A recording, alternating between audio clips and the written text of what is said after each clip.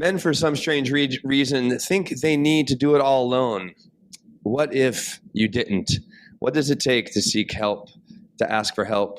Our guest today, Colin Bye, will help answer these questions and more. Welcome back to more Men Talking Mindfulness. Raw, uncut, and unapologetic. Welcome to Men Talking Mindfulness. One reason that male suicide is still on the rise, especially here in the U.S., is because of isolation and loneliness. This false belief that there is power in the lone wolf. This false belief that there is power in the lone wolf is not helping us. The unwillingness to admit that we are struggling and need help, or the false bravado that you just need to tough it out. If you have been listening to the show for quite a while, you know that this is not the way to a better, more fulfilling life. Or if you are new to Men Talking Mindfulness, I know, right? Let us share a little secret with you. You don't need to be a tough man. Asking for help or admitting you need it is not weakness. It is the start of a whole new, healthier life. This is why we called in men's coach and founder of Manscending, Colin Bye. Welcome to the show, Colin. John, great to see you as well. Just 48 hours ago, John and I were working together in Colorado Springs, and here we are recording another episode. John, how are you feeling? How are things? Oh, man, I'm doing well. Good to see you as well. And we've got Colin here for his second episode. Very excited to have you back here, brother. Just some real quick announcements. One announcement is that we just wrapped up our retreat. So if you go to our website, you'll still see it at the top, but we're not running that retreat now because we just ran it last week. But we've got a new 9-week live virtual meditation course coming up. We're doing one right now, but our next one starts June 23rd. To learn more about that, text MTM to 33777. And in addition to learning about that, you can learn about everything else that we are doing for Men Talking Mindfulness. You can also just head to mentalkingmindfulness.com. So that out of the way, we're going to just do our one breathing practice, and then we're going to get in this conversation with Colin. So yeah. Let's, yes, exactly. We're that excited too. And you and I both just shifted seats at the same time because we're that excited. So, all right, let's get grounded. And we're just going to do that by simply taking one intentional focused breath. And we're going to do that by exhaling, holding empty at the bottom. Nice deep breath in, into your belly first, and into your chest. Hold full at the top. And release, release, release. All right, there we go. Welcome again. And Colin, welcome to you, brother.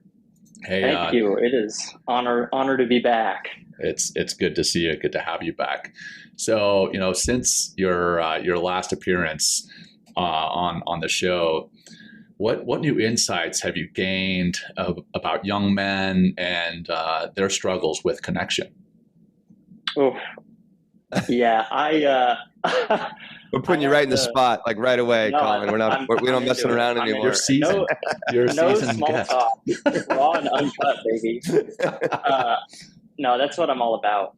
So I had the privilege of being able to support a couple of men and a couple of brotherhoods, specifically in a fraternity context, to build healthier, encouraging relationships with each other.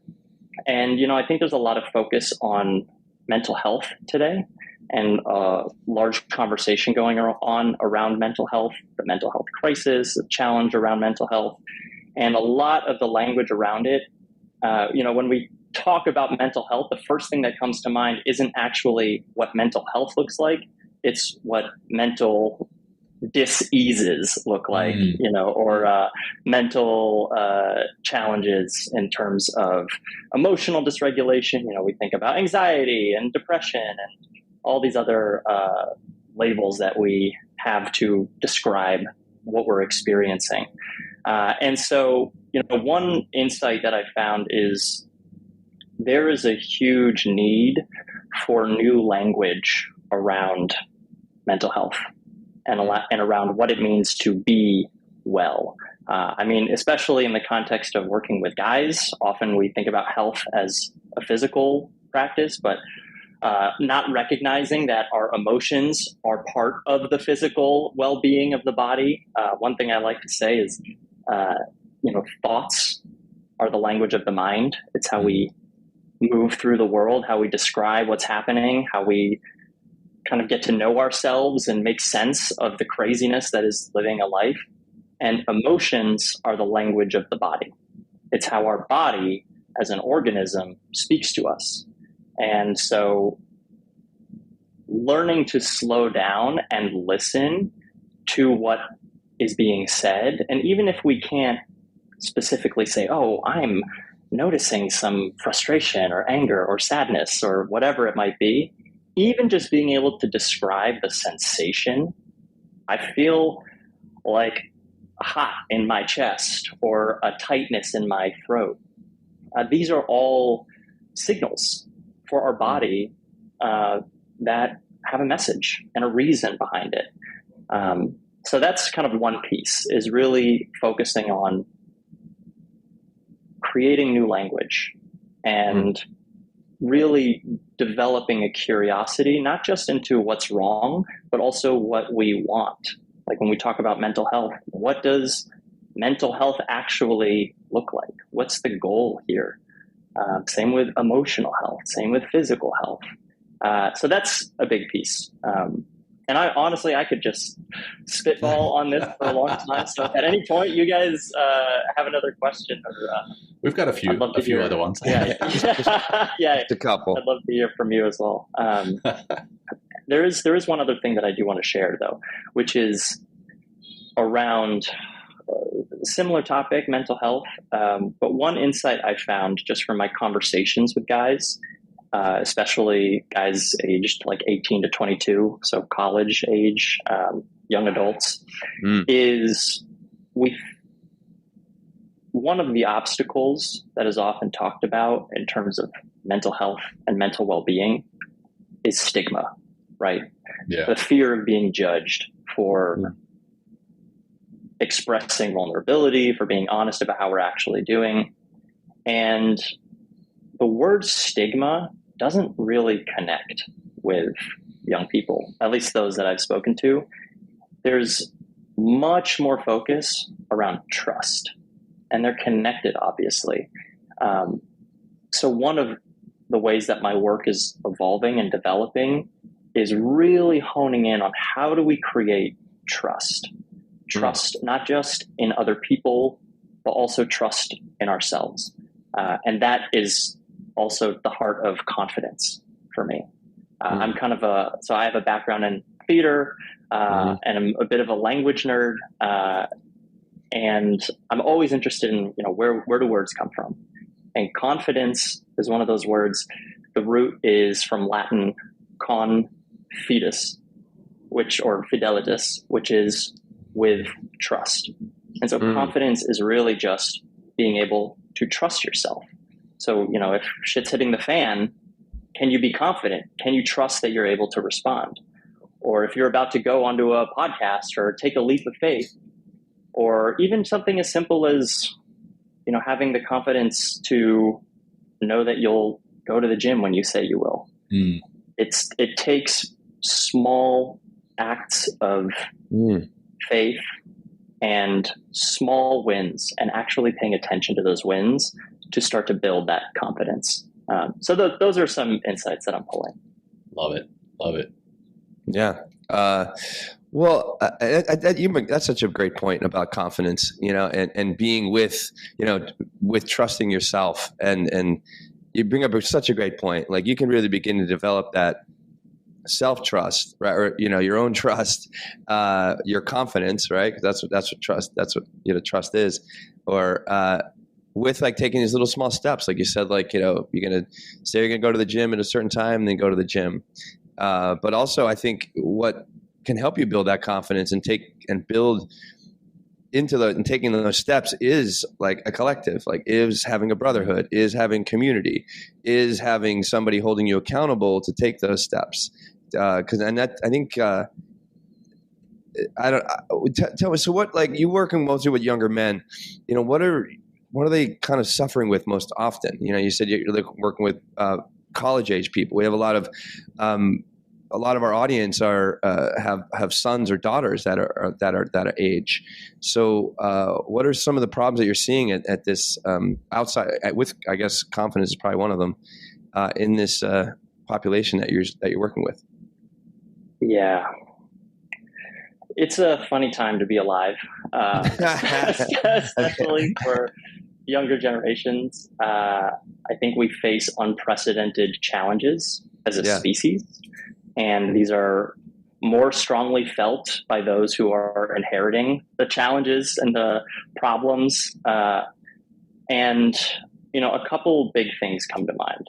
So one is there's a very clear, especially among men, economic challenge ahead.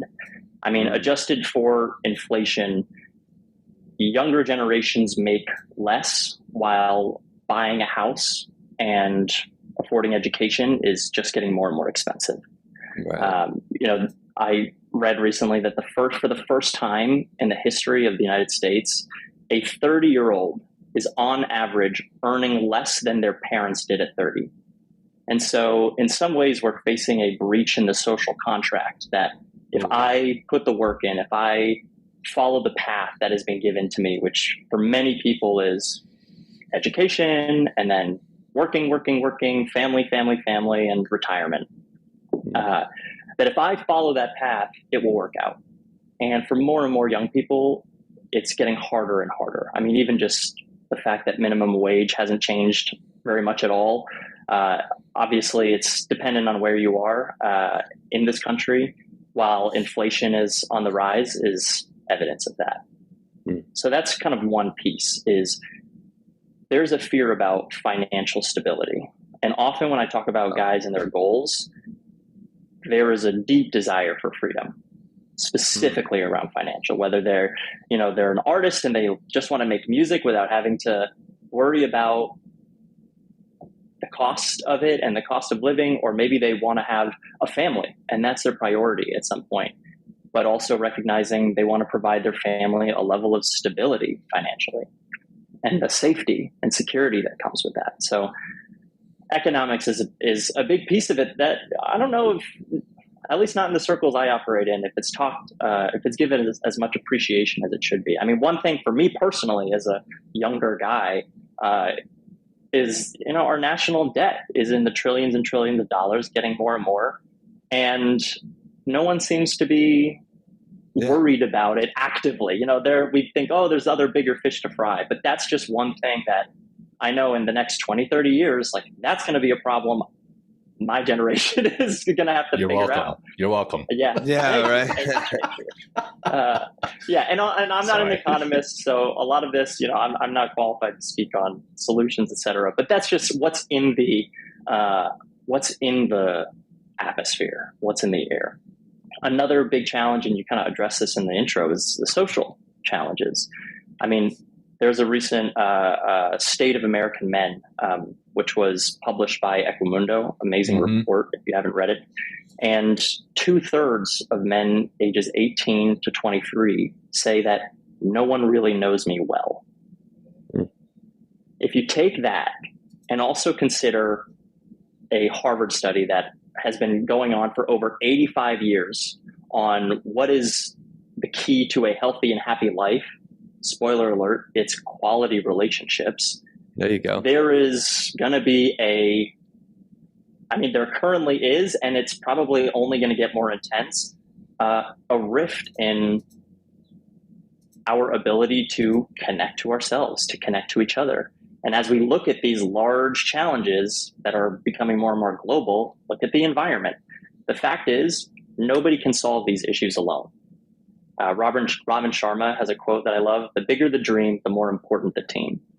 And I see my role in this as preparing men with the skills to show up, to work together, to solve these challenges, however they manifest in their communities and their country, and even on a global scale. And that takes new skills. So those are some of the big challenges. But just in general, there's a ton of pressure on young people. whether it's academic pressure to get good grades. I mean, I work in colleges and universities a lot, so that's very present in many cases, but also pressure to figure it out, to figure life out. Because some guys are studying things that they don't actually want to pursue a career in. And so they graduate with this degree, and then it's like, okay, well, what's next? Where do I go from here? How do I live a life of purpose? And all of these questions for me come back to, well, you have to know yourself. And it's very hard to know yourself if you're not paying attention to what you feel. Because, I mean, do the things that excite you.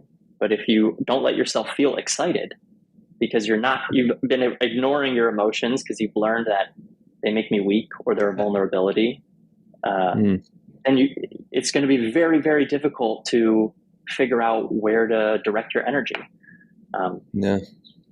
So that's really present. I can attest to, studying something that you weren't really planning on making a career of. I have my undergrad and my master's in mathematics and operations research. And, I use them to think analytically, but if anybody came up to me and said, hey, can you do this calculus or differential equations problem, I would have to definitely go back and review.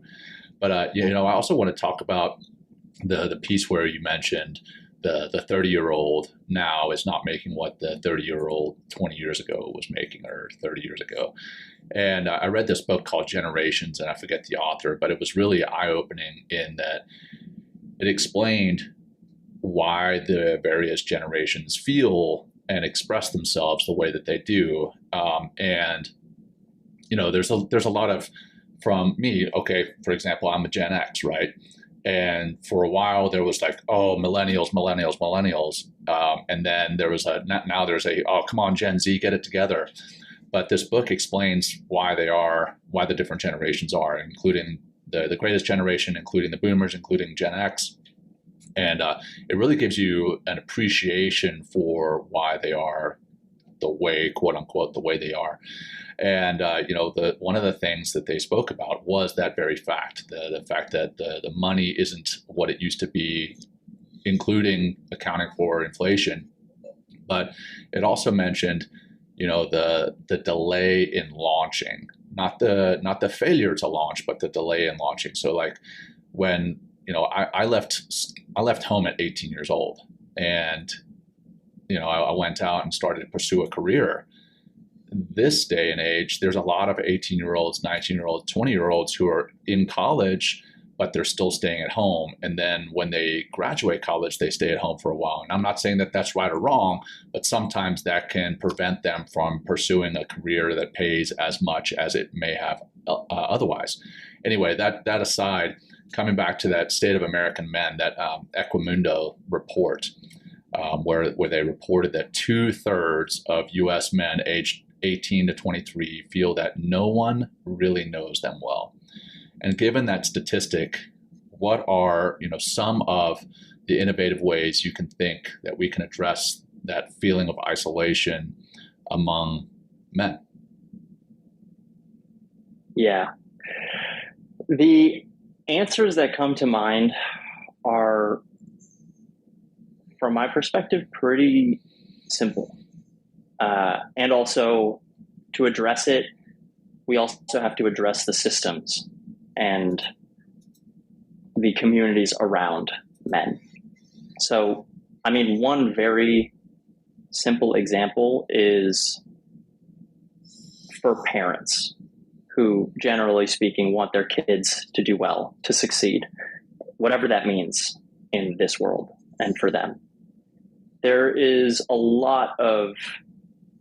There's an impulse to problem solve whenever something comes up. And what I'm hearing from guys, and also what I'm sensing that guys need, is a confidant, someone who they can go to, who isn't just there to, all right, there's a problem, like, let's fix it, here are the steps, let's get through this. But someone who is able to listen without judging them, who's able to offer empathy and then strategy. So that's like a very small shift, but it's a cultural phenomenon. I mean, we are rewarded for solving problems. We see it as a way of creating value, which it does, right? We do want to be able to solve problems, but I think we underestimate the value that's created by having a space for people to be honest without fear of judgment, without fear of having their reputation affected by it. And so in that vein, creating more spaces where that is possible, where men in particular, but also really anyone are able to show up, slow down, notice what is actually happening, what they're actually experiencing, and to share it with someone who will just listen and who won't immediately try to fix them as if they're like a problem to be solved, but are willing to be with them in the experience, whatever it is. Maybe it's anxiety, maybe it's fear about the future, maybe it's a challenge with a substance, or unsustainable behaviors. So those, like, that's the key piece here, is creating spaces for trust to develop. And that's another very fascinating excerpt from this study, is so many men's trust has been shattered, is a very dramatic word, but men are trusting less and less in institutions, in themselves, in each other, in other people. And so that's part of the work, is how do we restore trust? And it's not something that's very easy to do on our own. Well, what do you do with the spaces you work in, whether it's one-on-one, whether it's a community of like-minded people working together with you in Manscending, which we're going to talk about a little bit later? Like, so what are some exercises or tools or ways of being that you utilize in order to create that trust and move forward with that trust and keep that trust as well? Yeah. The framework that I use, I have a couple of different ways of articulating it, but at a basic level, there is a severe lack of self-compassion. We are all so hard on ourselves. And I am generalizing here, we all have an inner critic that can be pretty brutal sometimes. There's a late Irish... Yeah. Have you guys experienced that perhaps? Maybe never. I'm fucking perfect, dude. Like, what? That's it. Get out of here. Like, I don't have any problems. I'm going to be the toxic man right now. I don't have any problems. What are you even talking about confidence? Look, you see my muscles? I'm so confident. Look at I'm so smart. Anyway, sorry, guys. You're fine. You're just fine, Will. You're fine. I'm the totem. I'm everyone. Everyone should look up to what I do. My example.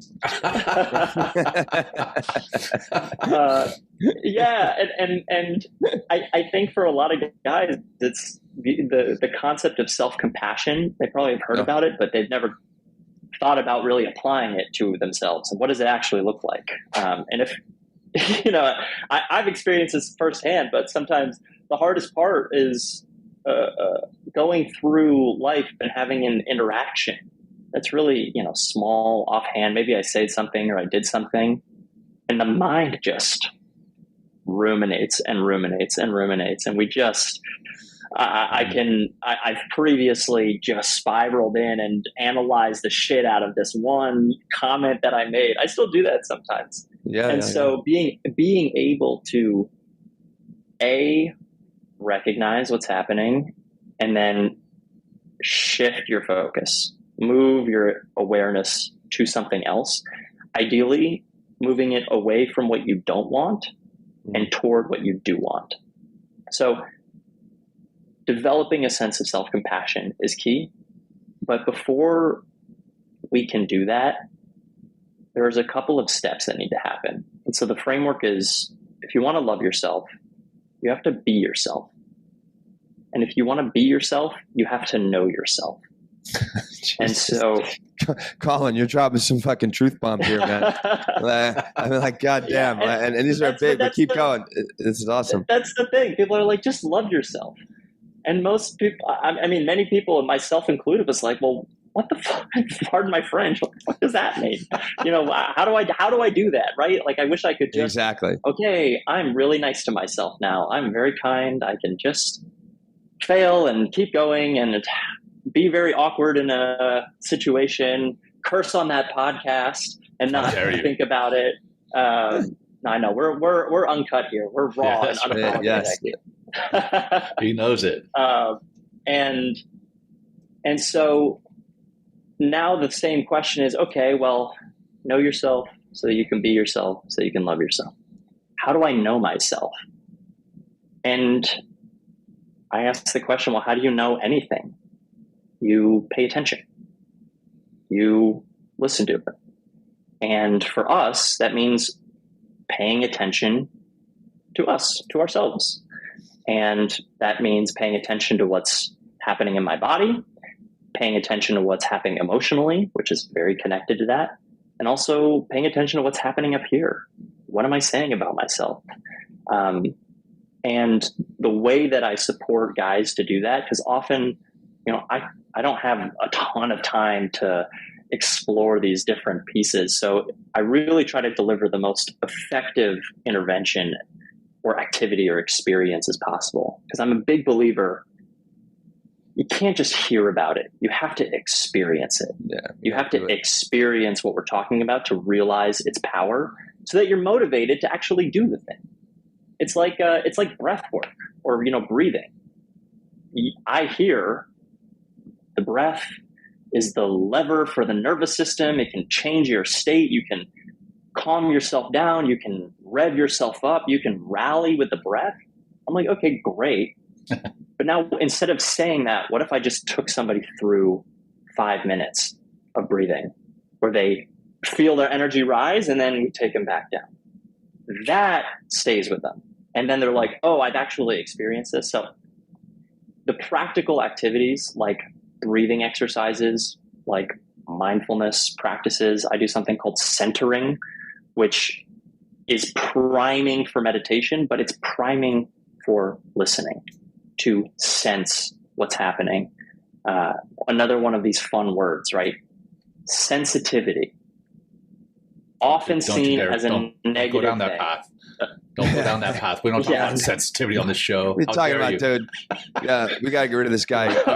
We're on a sarcastic rant today. Sorry about that. No, I'm here for anything. That's not in my vocabulary. Anyway, teach us about sensitivity, Colin. I'll see if I like it.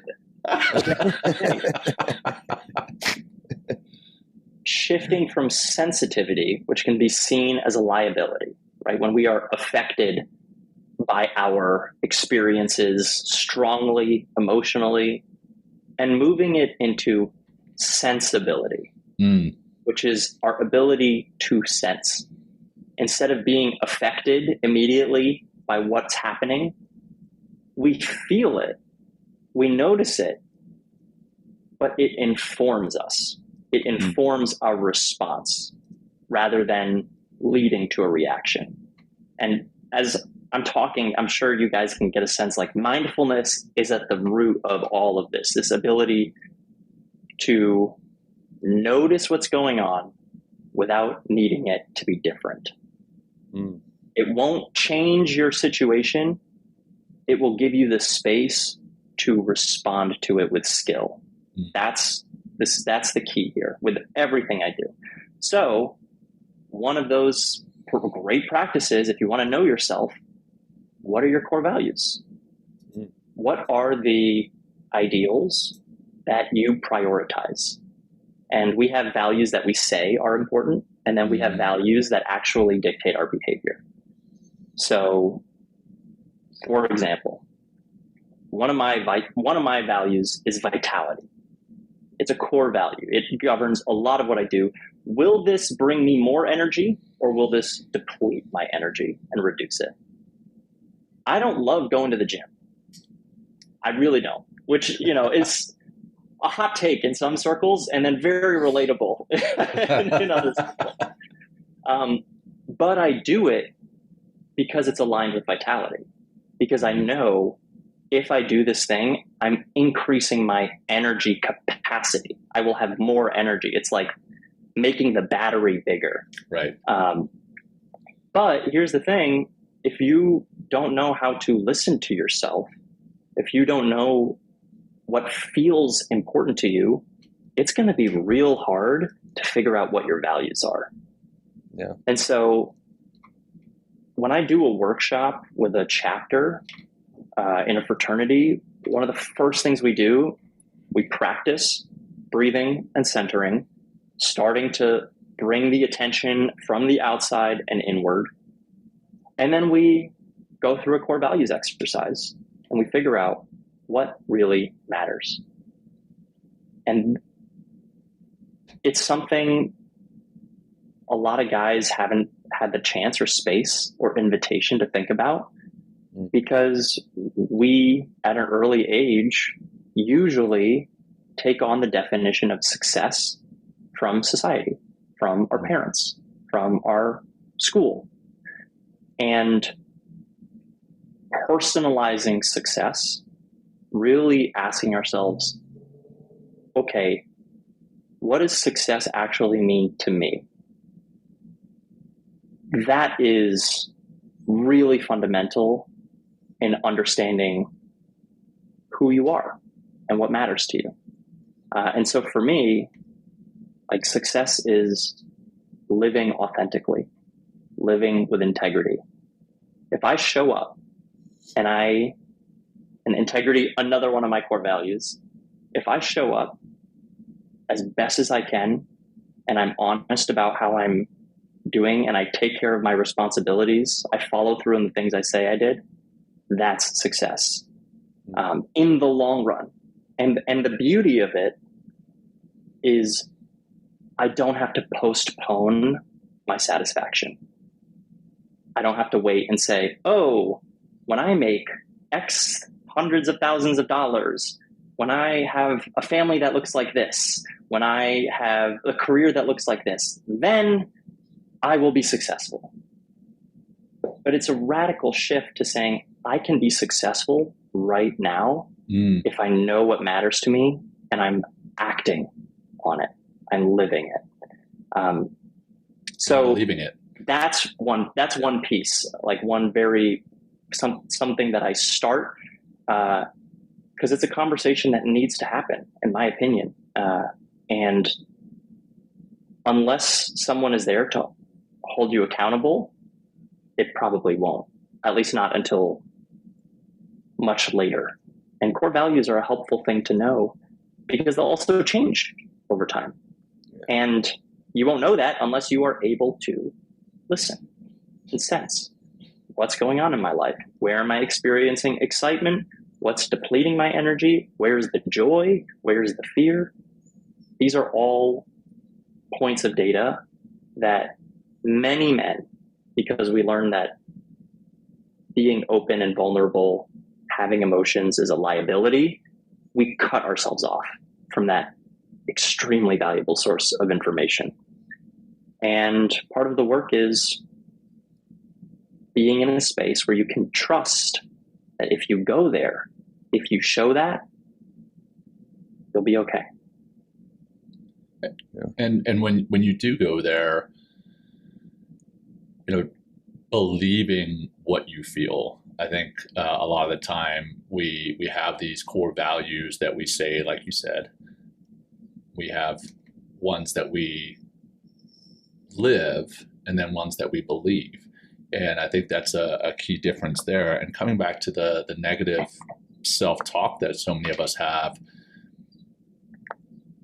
the practice of noticing that negative self-talk, right? You talked about noticing it, being aware of it. Once we are aware of it, then how can we change it? What are some things that we can do to actually change that negative narrative for our audience? Yeah. Awareness is such a huge first part. And like a very simple way to reinforce that is taking some time to journal, to get pen and paper and write down, how do I talk to myself when things go well? Am I encouraging? Am I celebrating? Am I criticizing? And then how do I talk to myself when things go poorly? What does that look like? And maybe even, who does that voice sound like? Who in my life, in my past, does that, where might that voice come from? So the awareness is one part. But once you have a sense, oh, you know what? I'm actually not as kind to myself as maybe I could be. There are a couple different ways to shift it. One important thing to know, though, it's not something that happens overnight. Right. I mean, if we look at the brain and how the brain works, I mean, this mysterious, maybe the most complex structure in the literal universe in terms of how it works and what it's capable of. When we think a certain way, when we do certain things, we are activating a pathway of neurons, of cells in our brain. And there's a saying around, how the brain changes and neuroplasticity. That's neurons that fire together, wire together. Right.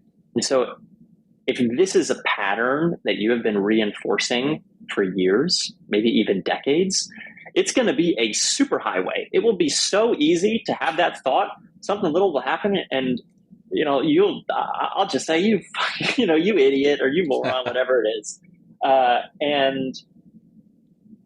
And carving a new path through the jungle of your mind takes work, and it takes repetition, and it takes patience. And one way to do that is to, once again, shift your focus away from what you don't want. So I say, I'm an idiot when I mess up, for example, and shift it to, okay, well, what do I want to say instead? Maybe it can be a little lighter on myself, and maybe not something that, I wouldn't want to say to a friend of mine or my spouse if they mess up, or a partner. And so I might say, a personal example, when I screw up, you're so silly. It's like a little playful, like an 8-year-old, just something else, or you'll do better next time, for a less silly example. Or so having a phrase or something to tell yourself that you want to replace that original thought with is important. And then planting that phrase in as many places as you can throughout your life. Write it on a Post-it note and slap it on your computer. Put it on the mirror. Have a journal. Read it every morning. Record it. I mean, language is so powerful.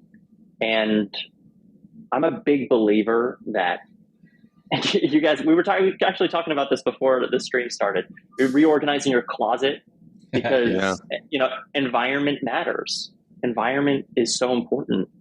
Our mind is shaped by our environment, but the clever mind can plan the environment.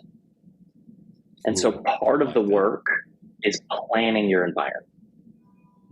For example, I had a client who wanted to wake up and meditate. I mean, he wanted to do 8 other things. I want to meditate. I want to journal. I want to do breath work. I want to do some push-ups. I was like, whoa, no. We are trying to redirect the path that you've been doing for many years. Start small. So that's another important note. Start small. He's like, okay, if you could just do one thing, what would it be? I would meditate. Great. How long would you meditate for? 10 minutes. I'm like, great, 2 minutes. Really make it so easy, as easy as possible to start, right? Just to start. And then you'd say, okay, well, how are you currently waking up? What do you do in the morning? Well, I wake up and I open my phone and I see everything that I've missed.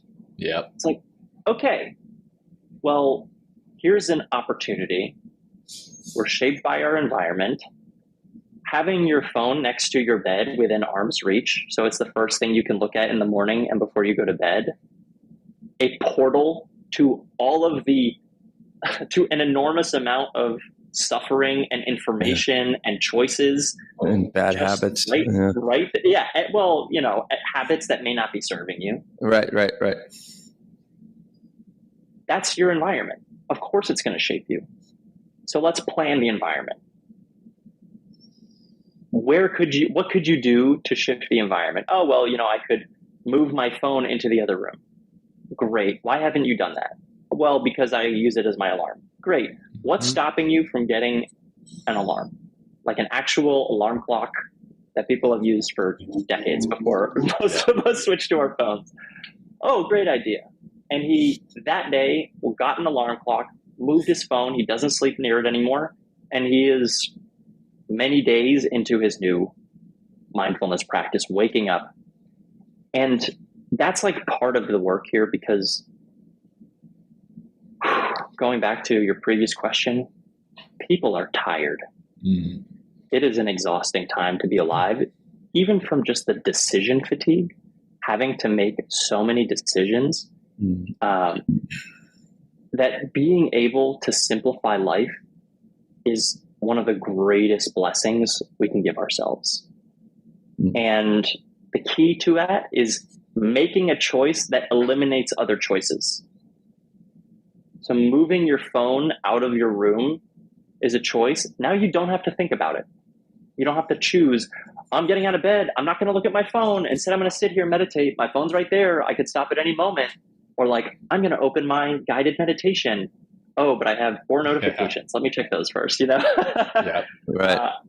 And so these are all like tools and mindsets that my goal primarily is to help people relax, to help guys relax. Right. It's hard to build trust. It's hard to build new habits. It's hard to think long term when our body is stressed out. And coming back to listening, most of us don't realize we have a baseline of, I'm stressed. And that's exhausting. Mm-hmm. And providing a way, a path, not the path, a path to relax, to use the breath, use the tools that everyone has. It doesn't matter where you come from, who you are, the levels of privilege you have. Everyone breathes. Everyone has a body. Yeah. Using the tools we have to slow down, listen to what's needed, to down-regulate our nervous system, or if we're exhausted, to upregulate it if we need to rally for whatever reason. Yeah, it's one of the greatest gifts I've given myself, practicing that, and an enormous source of joy for me is sharing it. And using it to empower those spaces for growth, for healing, for connection, especially in the context of brotherhoods. And beyond that, even like athletic teams or other clubs, places where guys gather. Yeah. We just actually came back from a retreat. That's why I was out in Colorado, and all the skills you're talking about are the stuff that we bake into our programming. And it was nice to, we offer a lot of journaling, and we journal several times a day. We offer to our students several times a day. And, some of them, I remember one of the students like, oh, I'm not used to journaling. What do I write?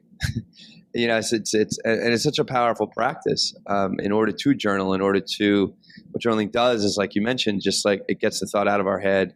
It kind of puts it on a piece of paper so we can actually take a look at it and also analyze it. And like, does this work for me? Does this thought work for me? Does this, can I implement this idea? What can I do to change? And it's really, the simple practice of, finding your breath, getting in your body on a daily basis, like it all just really starts to develop more of that confidence, like they alluded to much earlier. And then and that confidence just is like starts a little flywheel, and then you start feeling a little better. And also there's a willingness to connect, because you also realize that, it's okay to ask for help, and also to seek that help. Well, what's you mentioned brotherhood. How is that different than, connecting in like a regular group setting? Like, what is the deeper aspects of brotherhood that kind of take connection into a realm of what we're talking, or what brotherhood really is? Yeah. The way that I think about it, friendship is a relationship that helps you feel better. Brotherhood is a relationship that helps you become better. Yeah. And so there's an element of trust that when you win, I also win. Yeah. And this is breaking down one of the common misconceptions, or let me put it this way. One of the qualities of traditional masculinity that isn't serving us anymore is that being a man is a zero-sum game. The more man I am, the less man you are, or vice versa, right? If I put you down and I make myself look stronger, more capable, more competent, I'm winning and you're losing. And that's the game of being a man that is playing out in schools, in boardrooms, in where men are, this is happening. Or at least it is a tendency that needs to be consciously diverted. And reimagining brotherhood as like bringing in the quality of family that's inherent in the name, right? Like, oh, my brother. Well, it doesn't necessarily mean we came from the same place, right? But it means it's inheriting the attitude of what it means to be family. That we're in this together. When you succeed, I succeed. And, another way that I like to think about it, and that I challenge a lot of the chapters I work with, when I was going through my fraternity experience, the metaphor was like, brotherhood is a chain. And a chain is only as strong as the weakest link. And so part of being a brotherhood, part of being on a team is figuring out who's the weakest link and how do we either break them and move on or make them strong enough so that they can keep up. And I think that is it's served us, especially in settings where men like have to work together and the stakes are high. And I'm sure, you might be able to speak to this, John, having been in the military. It's helpful to know who you can count on and making sure everybody on your team is able to perform in the way that is needed as a team to achieve an objective. But it's also brings to mind an element of restriction, of hardness and coldness, and can lead to really unhealthy practices like hazing, right? Like, who can take it? Who can take the joke? Who can take the handle of alcohol and chug it in a forest and make it back home?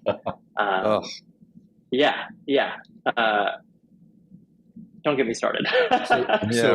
Really quick. And that is, in your mind, that's brotherhood.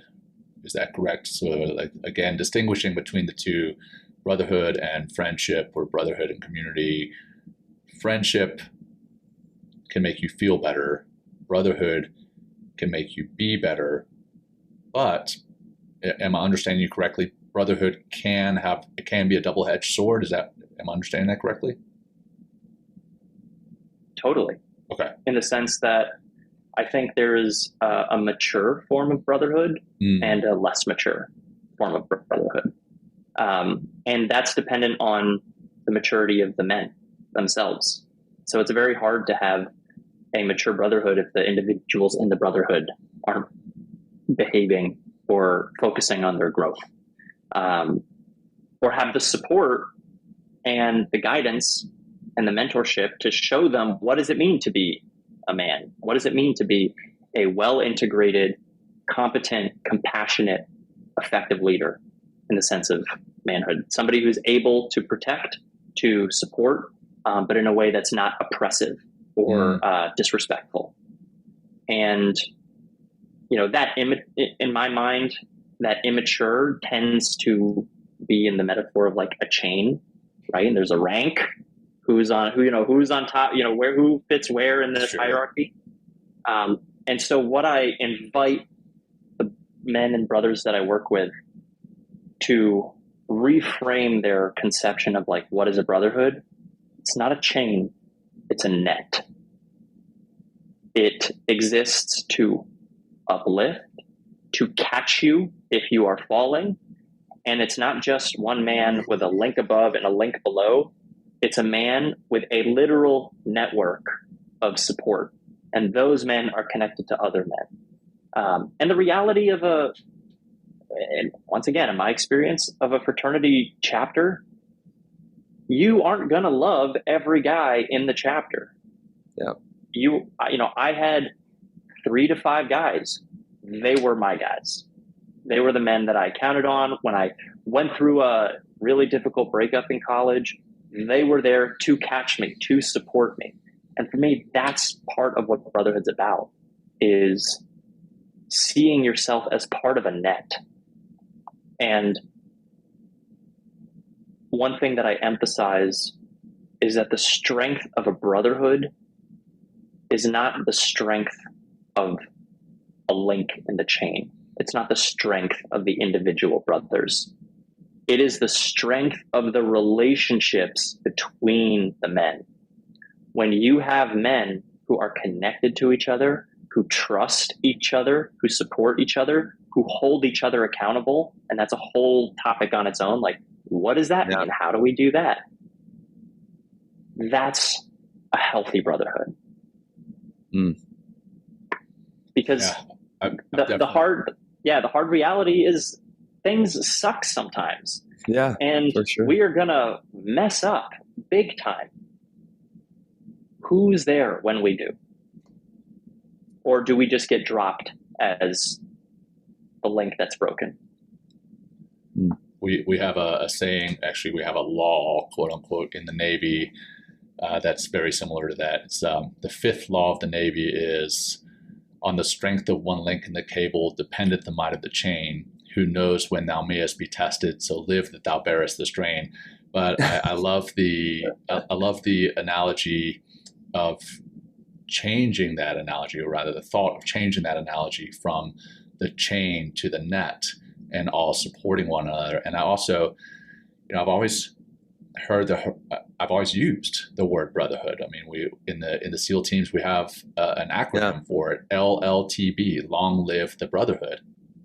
And I do feel that we are a brotherhood, but there's definitely times that brotherhood is immature, and identifying when we are being immature as a brotherhood, whether it's in a SEAL team, whether it's in a fraternity, whether it's just amongst a bunch of guys, identifying that maturity level and what's that doing to us as a brotherhood, but then what's it doing to us as individuals.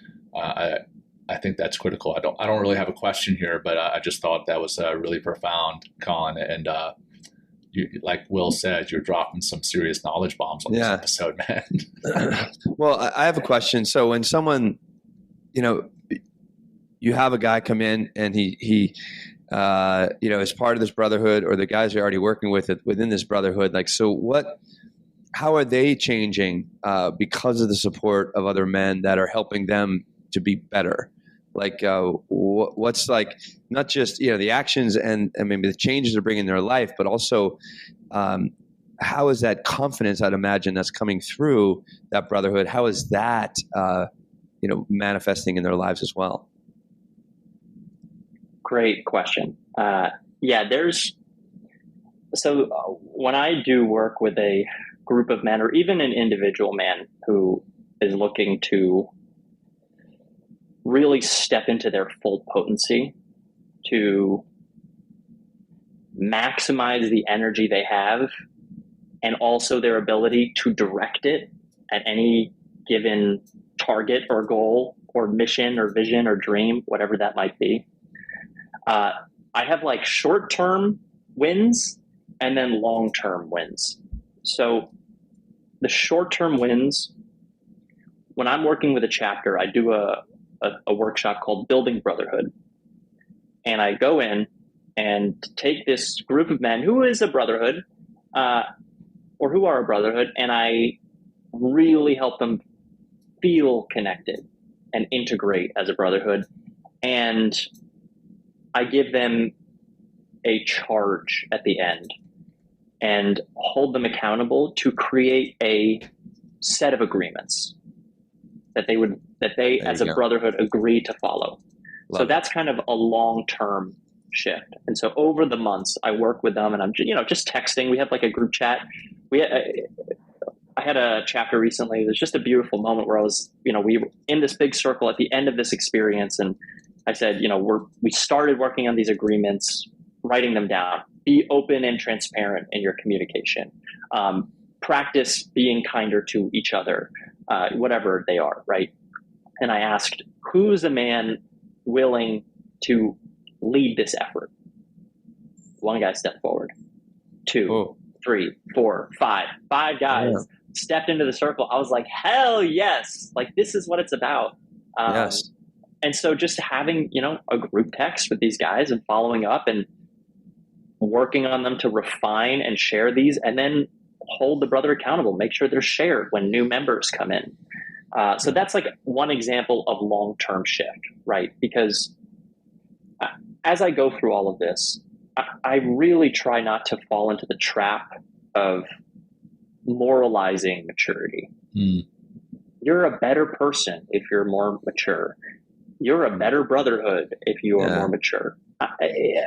That's the self-esteem trap, right? I mean, self-esteem is a trap, and one of the reasons it's such a trap is because in order to establish and experience self-esteem, you must push other people down.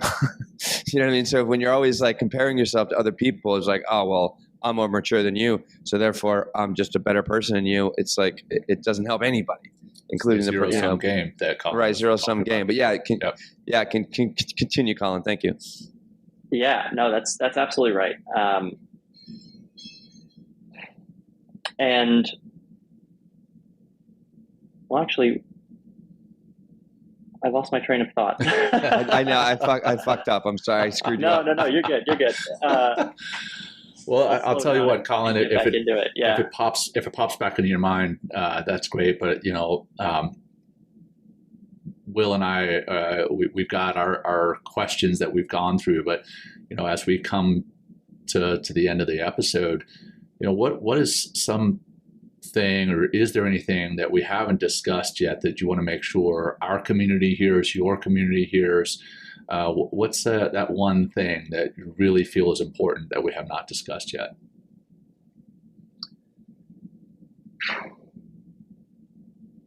It goes back to, Will, your original question, because I shared the long-term shifts. The short-term shifts, if a man learns how to hold himself upright, posture matters. Our body tells a story that our mind listens to, whether we're conscious of it or not. Boom. So this is great. Being able to hold yourself with dignity, and this needs to be intentional because, once again, we're shaped by our environment, and our environment is a lot of this. It's a lot of this. It's a lot of this. And so many of us are collapsing forward, and the opposite of collapse is integrity. So standing with integrity. For those who are listening to the episode and didn't see what Colin was doing, he was hunching basically over his phone. He was hunching and typing over his keyboard. He was hunching and driving. So there's a lot of that hunching and really not holding ourselves upright and properly and with some type of standards. So sorry, just to jump in there and let our listeners know. I'll just say it also closes the heart space, closes our lung capacity. It literally depresses our spine, which starts to depress our energy. But keep going, Colin. Yeah. Preach. I'm all, I'm a big believer in posture. Me too. Because I mean, I have a background in acting, and if you're trying to play a character, one of the questions is, well, what do they look like physically? If they're a king, how do they stand? It's going to be different than a burnt out, businessman or whatever it is. So notice the story that your body's telling and reset, find center, bring those shoulders over the hips, the ears over the shoulders. So that's one piece. Breathing through the nose.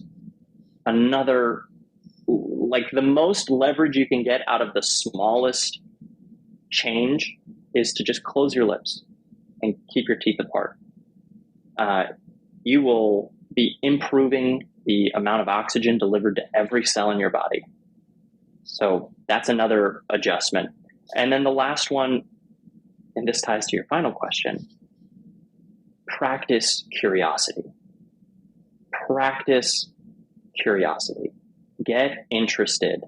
Stay curious. We live in a very judgmental society. We are very judgmental towards ourselves. There's lots of good, bad, right, wrong. It's about what's working, what's not working. And curiosity is the antidote to judgment. It's also a practice. So for any adults listening, if you have young people in your life, practice curiosity. For any young people out there, my guys, practice curiosity. And there are many ways to do this. And at the heart of almost all of them is mindfulness. Listening, observing, sensing without judgment. So I would say that's like the key here. If you can stand upright, breathe through your nose, and get curious about what's happening right in front of you, right around you, right within you, you are on your path. Yeah. You will find your way. Yeah. Yeah, you got to step into that curiosity too. You can't just live in your head and keep questioning and keep investigating. But what's that step after you've kind of lived in that curiosity? Is going to be take that action, take that risk, in order to transform or change or connect in a more meaningful way. But it's I'm a very curious person, but like I start tinkering around with stuff, or I start trying new things or going new places and see what happens. And by doing that, I just build more courage, more confidence, and just really get to see what I'm made of when I do those things. So I'll call who you are.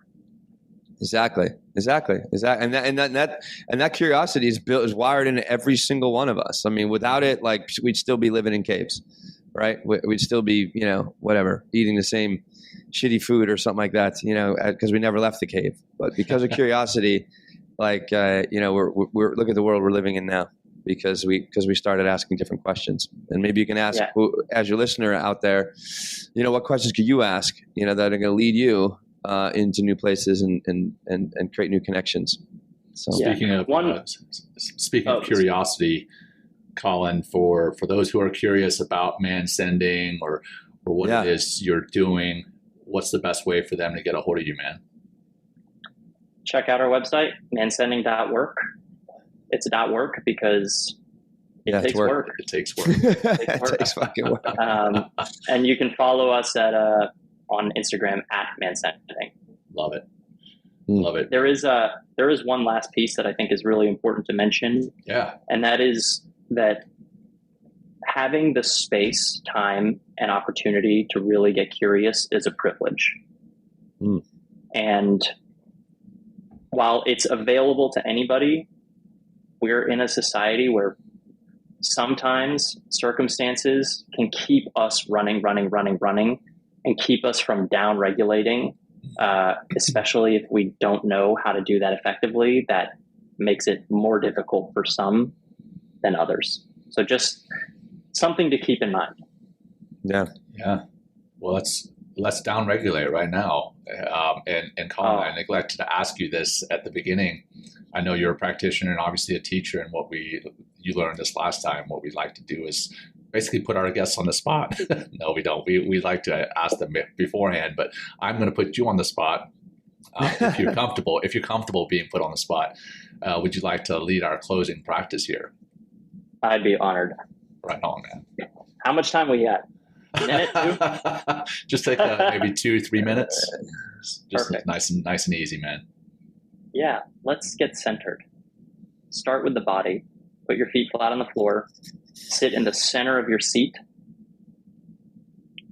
Bring your shoulders over your hips, so you're not leaning forward, you're not leaning back, you're centered. And then bring your ears over your shoulders. Your head isn't forward, your head isn't back, it's centered. Let the chin be parallel with the floor. Settle. Now let's center the breath. Take a full, easy breath in through the nose and easy out. We'll take 3 more, breathing in and out. Let go of any expectations you have for the rest of the day. As you breathe in, release the day you've had already. Let it be in the past. 4th breath, breathe in. And release any obvious tension in your body. Hold your breath empty. Wait until you feel a natural desire to breathe. This will balance the gases in your blood. Allow more oxygen to be released into the tissues. And when you feel that desire, quietly and naturally breathe in and out through the nose. We've centered the breath, the nervous system. We've centered the body. Let's center the mind by taking it out of the past, out of the future, and get curious about what you're experiencing right now. Do you feel the sensation of sitting down? Do you feel the floor beneath your feet? Do you feel the air against your skin? Do you notice any sounds? Do you notice any tension? How about any emotions? Do you notice an absence of tension, an absence of emotion? That's okay too.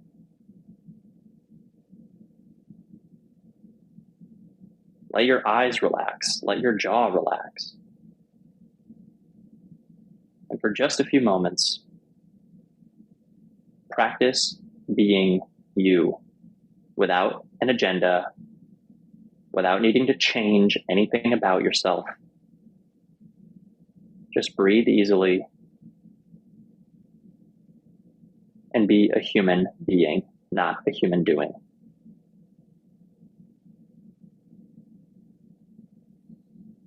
You can bow your head to just honor yourself for showing up to this moment so that you can better show up, better respond for anything that life throws at you.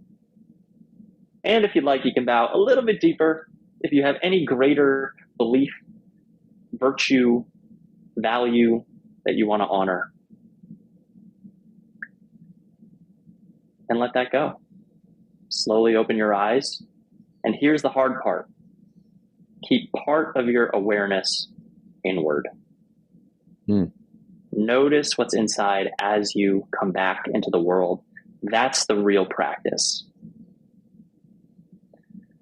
Thank you, guys. Awesome, Colin. Thank you, man.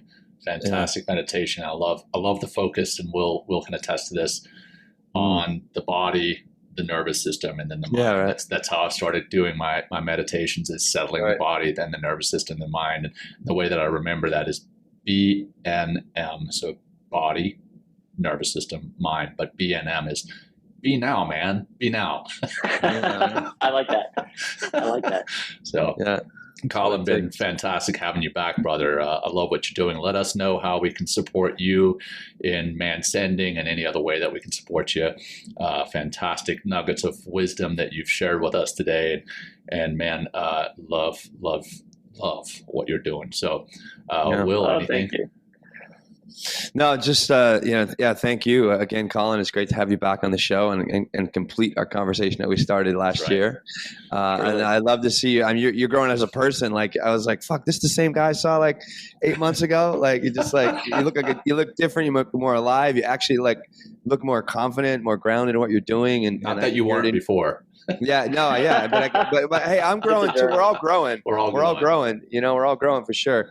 But I love I can hear it in what you're saying, and it's so clear how you're helping and what you're doing in order to help. And thank you for the work that you're doing, because at all ages, all levels, people need to hear this. And I think it was very helpful for a lot of our audience. Usually polls or like demographics like 35 to like 60. So I'm sure it's nice to hear what the population you're working with and what they're dealing with, because some of those parents might not be aware of what their kids are going through. So we appreciate that. And I mean, I think that's it. I mean, hey, mentalkingmindfulness.com. We have a meditation course starting on June 23rd, a summer program on Sunday.